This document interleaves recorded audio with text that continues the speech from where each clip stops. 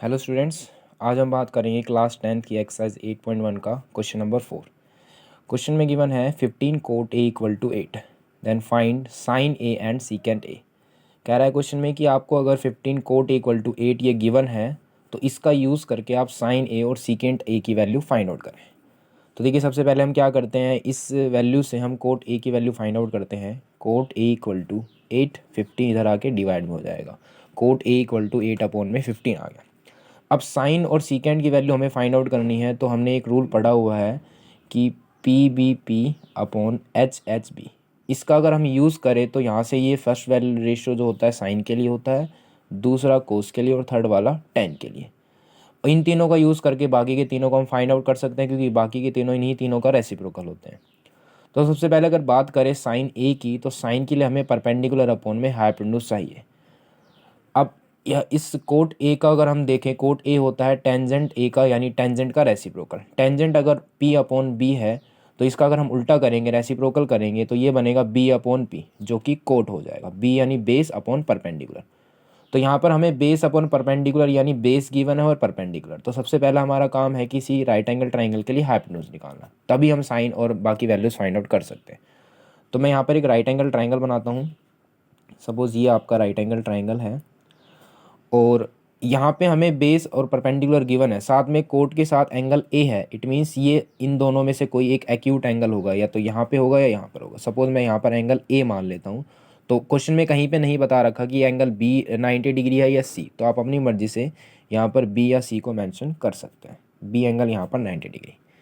तो अगर इस एंगल की बात करें, ए एंगल, क्योंकि यहाँ पर कोट के साथ एंगल ए है, तो ए के जो अपोजिट साइड होगी वो होती है परपेंडिकुलर, यानी ए के अपोजिट साइड ये तो परपेंडिकुलर होगा, और इसके एडजेसेंट जो साइड है वो बेस, और 90 का अपोजिट साइड ये हाइपोटेन्यूज की तरह काम करेगा।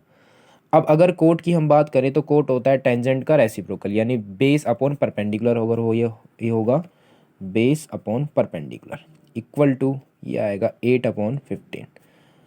और अगर इस राइट ट्रायंगल की बात करें तो इस राइट ट्रायंगल में बेस कौन है, ए के एडजेसेंट वाली साइड, यानी ए भी यहाँ पर बेस है आपका, upon perpendicular B C equal to 8/15। अब अगर इन दोनों रेशियो को हम कंपेयर करते हैं तो ए बी की वैल्यू इक्वल टू आएगी आपकी 8 units, and similarly B C आपके पास आएगा 15 यूनिट्स।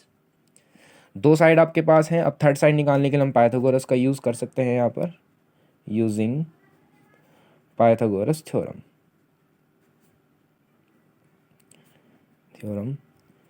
क्या होती है पाइथागोरस थ्योरम, आपको पता है, H square equal to B square plus P square. H यानी हाइपोटेन्यूज। इस ट्राइंगल की अगर बात करें तो हाइपोटेन्यूज आपके पास है ए सी स्क्वायर, बेस यानी ए बी स्क्वायर हो जाएगा, plus perpendicular means B C square. अब जो वैल्यूज़ हैं आपके पास उनको पुट करते हैं। देखिए, ए सी की वैल्यू है नहीं आपके पास, उसको एज इट इज़ रखिए। ए बी यानी 8 यूनिट्स का स्क्वायर प्लस बी सी यानी 15 यूनिट्स का स्क्वायर। इसको सिंप्लीफाई करते हैं तो ये आएगा आपके पास 64 प्लस 225। ऐड कर लीजिए इनको, 289। और यहाँ पर ए सी की वैल्यू आएगी √289, एक वैल्यू प्लस की और एक माइनस की।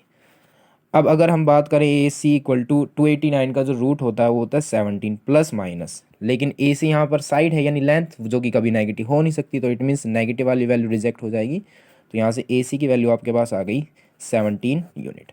अब आपके पास इस ट्राइंगल की तीनों साइड हैं, तो आप कोई भी रेशियो ट्रिग्नोमेट्रिक फाइंड आउट कर सकते हैं। देखते हैं क्वेश्चन में हमसे क्या पूछा हुआ है इसने, sine A and secant A. तो बात करते हैं साइन ए की।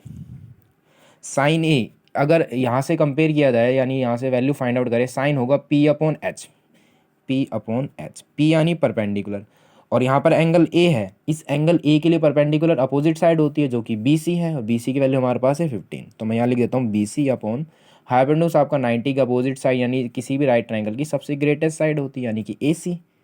वैल्यूज़ हैं आपके पास, पुट कर दीजिए। B C equal to 15 upon A C आपके पास आ जाएगा 17। तो ये आपके पास हो गया 15 अपॉन में 17 साइन ए की वैल्यू।